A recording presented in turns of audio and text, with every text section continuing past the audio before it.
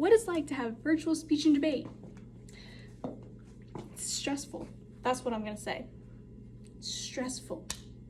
Because I'm trying to position my camera the right way, you know, so it gets the right amount of my body in it. And my camera keeps on falling and I'm in the teacher's lounge. It's also taking multiple cuts of the same piece of the, and just restarting because you don't like how you did it. Because you can see yourself when you're doing it and it's not the same. This is why I need somebody else to help me with it, because if I see myself, I'm gonna stop because I look weird. Like it doesn't look natural.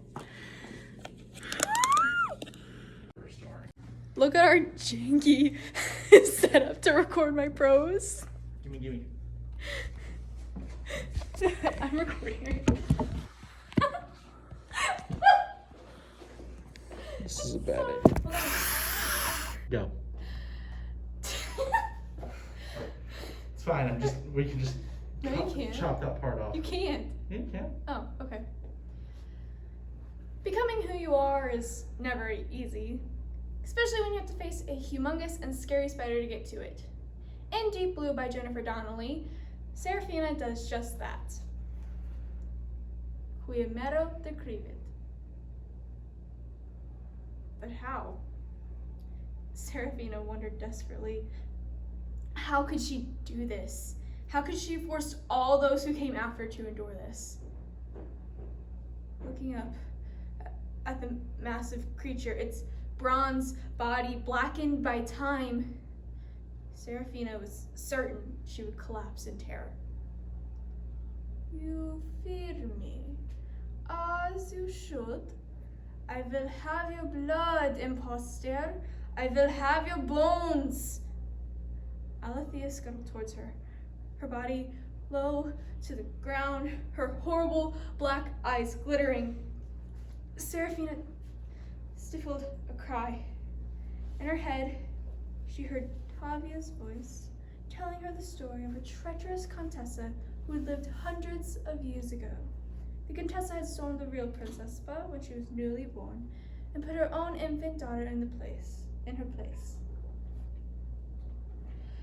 The young mermaid, the Regina, and everyone else in Miomera believed that she was the true princess. Everyone but Alethea. She sunk her fangs into the mermaid's neck and dragged the poor impostor into her den. Her body was never recovered. We never know who we are, child, until we are tested, Tavia had said. What if I'm not who I think I am? Serafina asked herself. She imagined Alethea's fangs sinking into her own neck and being dragged off, half alive, to the creature's den. The spider skirted over the stones. She was only yards away now.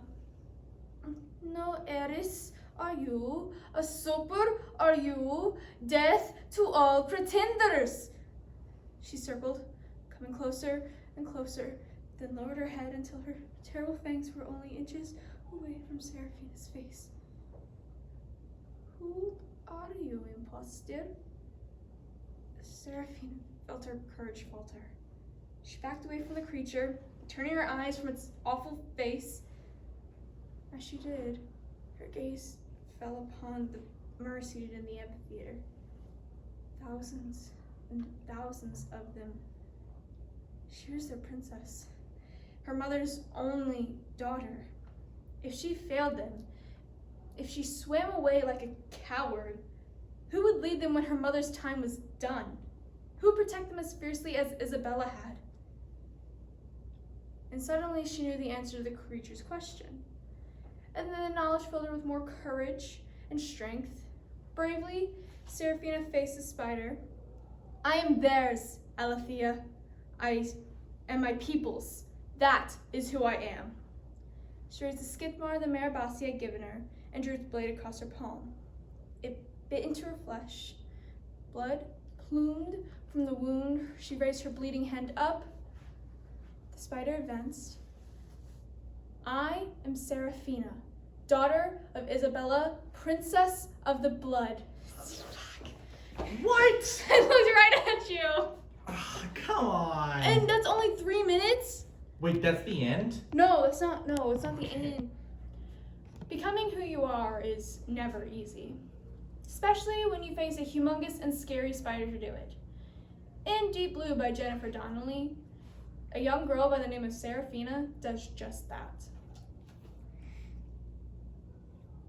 But how? Serafina wondered desperately. How could she do this? How could she have forced all those who came after her to endure this? Looking up at the massive creature, its bronze body blackened by time, Serafina was certain she would collapse in terror. You fear me as you should. I will have your blood. Eliana! I know. Don't touch it.